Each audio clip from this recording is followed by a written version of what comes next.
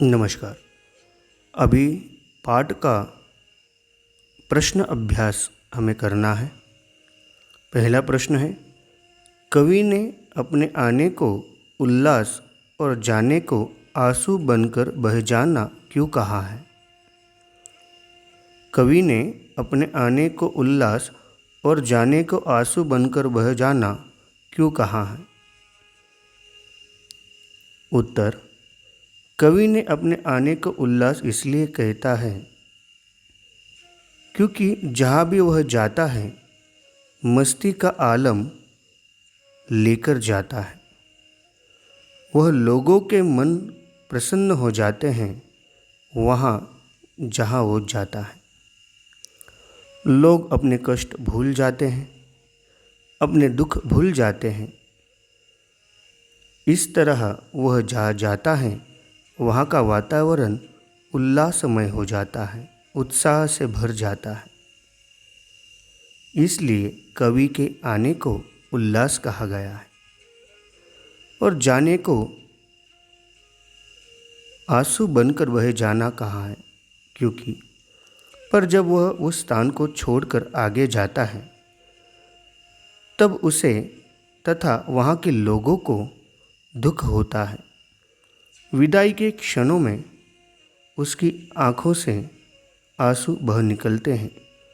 लोगों को उसकी आदत सी हो जाती है, इसलिए कवि की याद आंसू बनकर बह जाती है। कवि एक जगह पर नहीं रुकता है, उसका मस्त मौला स्वभाव है। इसलिए उनके साथ जो पल बिताए, जब उनसे विदाई लेने का समय आता है तब उनके आँखों में आंसू आते हैं। इसलिए वो कहते हैं कि आंसू बनकर वह बह जाता है।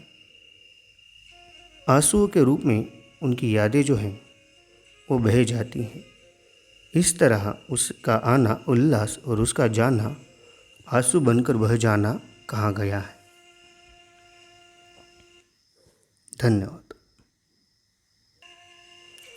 अब प्रश्न दूसरा, उसमें भिखमंगों की दुनिया में बेरुख प्यार लुटाने वाला कवि ऐसा क्यों कहता है कि वह अपने हृदय पर असफलता का एक निशान भार की तरह लेकर जा रहा है? क्या वह निराश है या वो प्रसन्न है? उत्तर, यह भिखमंगों की दुनिया से कवि का आशय है कि यह दुनिया केवल लेना जानती है, देना नहीं। कवि ने भी इस दुनिया को प्यार दिया, उसके बदले में उसे प्यार नहीं मिला जिसकी वह आशा करता है। कवि निराश है। वह समझता है कि प्यार और खुशियाँ लोगों के जीवन में भरने में वह शायद असफल रहा। दुनिया अभी सांसारिक विषयों में उलझी हुई है। यही कवि के लिए असफलता है। वही भार उठाते हुए आगे बढ़ रहा है। इसलिए कवि यहाँ पर थोड़ा सा निराश दिख रहा है।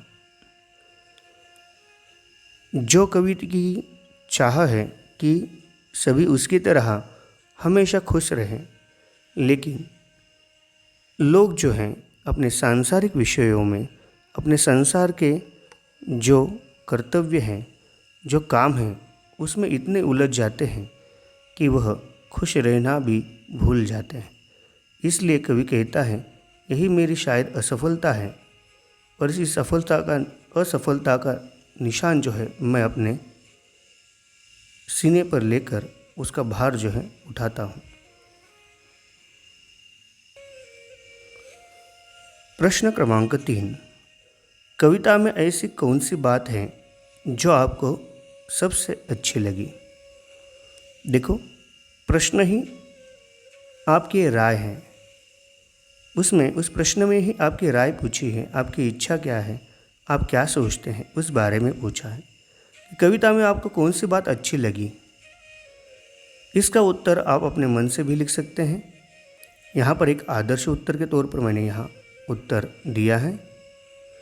कविता में कवि का जीवन और उसके जीवन के प्रति उसका दृष्टिकोण अच्छा लगा। कवि कहते हैं कि हम सबके सुख दुख को एक जैसे ही मानते हैं तथा हमें एक साथ ही इन सुख और दुखों को भोगना पड़ता है। हम दोनों परिस्थितियों का सामना समान भाव से करना चाहिए। ऐसे दृष्टिकोण रखने वाला व्यक्ति ही सुखी रह सकता है। साथ ही कवि के लिए अपना पराया ऐसा कोई भेदभाव नहीं रहा है। इसलिए कवि स्वच्छंद से सभी के लिए प्यार लुटाता चल रहा है। यह बातें जो हैं वह मुझे अच्छी लगी। आपने भी कविता पढ़ी है, आपको भी उसकी कोई बातें अच्छी लगी होगी। जो यहाँ पर नहीं बताई है वह भी आप लिख सकते हैं। धन्यवाद।